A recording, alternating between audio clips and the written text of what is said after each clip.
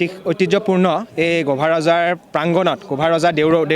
দৰবাৰত বহিছিলে আৰু তেখেতৰ সন্মুখতে ইমান সন্মানীয় এটা অনুষ্ঠানত আমি নিজৰ যিটো আমাৰ অবিভক্ত কামৰূপৰ আমাৰ ভূমিপুত্ৰ কৈৱৰ্ত জালকেও জনগোষ্ঠী যি জনগোষ্ঠী গোটেই উজনি অসমৰ পৰা নামনি অসমলৈকে সিঁচৰিত হৈ আছে যদিও আমাৰ নিজৰ সংস্কৃতিখিনি কামৰূপ অঞ্চলত আজিন্নত জীয়াই আছে। এই কামৰূপ বুলি কওঁতে আমাৰ নলবাৰী বজালী দক্ষিণ কামৰূপ আৰু গুৱাহাটী সীমাৱৰ্তী ঠাইসমূহ আমি বুজাইছোঁ আৰু এই জনগোষ্ঠীৰ কৃষ্টিসমূহ যেনেকৈ আপোনালোকে দেখা পালে সমৰ কলা যিটো এটা অতিকে ডেঞ্জাৰাছ স্থান সেই জুয়ৰ খেল গ্লাছৰ খেল কাছৰ খেল এইবিলাক আমাৰ পৰম্পৰাগতভাৱে আমাৰ কৈৱৰ্ত মহাবিদ্ৰোহৰ ইতিহাস আছে। সেই বিদ্ৰোহটো ভাৰত মহাদেশৰ প্ৰথম বিদ্ৰোহ যিটো উত্তৰ বংগৰ পৰা গোৱালপাৰা দক্ষিণ কামৰূপত হৈছিলে। সেই বিদ্ৰোহৰ লগত জড়িত এই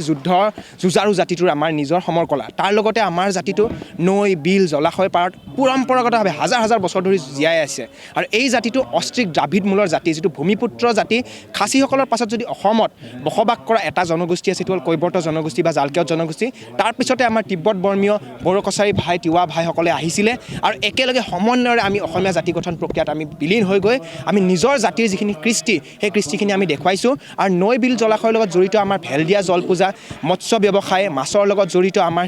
শিল্পকলা পোহাৰীৰ প্ৰথা যিবোৰ শেষ হৈ যাবলৈ ওলাইছে সেইবোৰ দেখুৱাইছোঁ। তাতে আমাৰ বিতেন কৈৱৰ্ত আছে আমাৰ অতিকে জ্যেষ্ঠ তেওঁ আজি বহুত বয়স হৈ গ'ল তেওঁ যাতে এই জ্যেষ্ঠ শিল্পীজনে আজি সেই বৰঢোলটো দেখা পাইছে ইমান ওজন সেই ঢোলটো বজাই আছে সেই এনেকুৱাজনৰ শিল্পী এজনে যাতে শিল্পী পেঞ্চন কালক্ৰমত নেক্সট পৰ্যায়ত নেক্সট ইয়াৰৰ ভিতৰত পায় তাকে চৰকাৰক অনুৰোধ কৰিলোঁ আৰু এই জাগিৰোড সমষ্টিৰ আমাৰ অতিকে জনপ্ৰিয়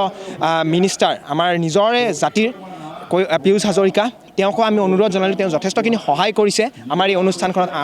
আহিবলৈ আৰু আমাৰ নিজৰ কৈৱৰ্ত সন্মিলনী নগেন দাস ডাঙৰীয়াও আহিছে। বিভিন্ন আমাৰ অঞ্চলৰ মানুহ যেনেকৈ গড়গড়া কুকুৰমাৰা দক্ষিণ কামৰূপৰ ছয়গাঁও অঞ্চল বিভিন্ন অঞ্চলত আমাৰ মানুহ সিঁচৰিত হৈ আছে। এই কৃষ্টিখিনি যাতে আমি জীয়াই ৰাখিব পাৰোঁ তাকে কামনাৰে আমি আজি বিদায় মাৰিলোঁ।